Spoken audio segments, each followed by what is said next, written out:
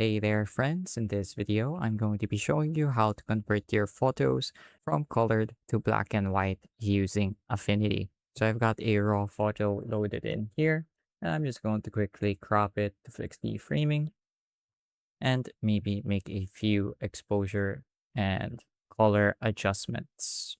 So that looks good. Gonna bring down the shadows, create a tone curve, create a tone curve, and then I'm going to up the contrast a little bit. There we go. That looks good. So I'm going to go ahead and click on develop.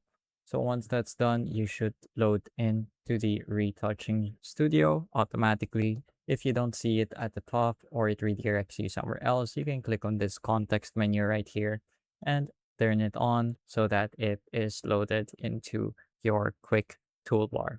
So once that's there, you can go ahead and click on the adjustments and click on black and white. So there are a few options here to choose from. You have your default black and white preset, you have your colder preset, and then you have your warm preset.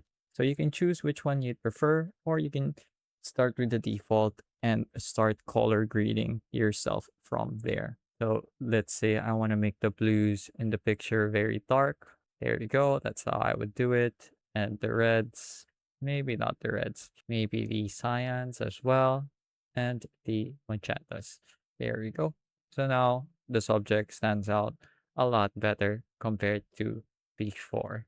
So you can go ahead and play around with this if you'd like. There are also other presets that you can find here and online for this kind of photo conversion. That's pretty much it for this video though. I hope I was able to teach you something new and something useful. And as always, thank you for watching.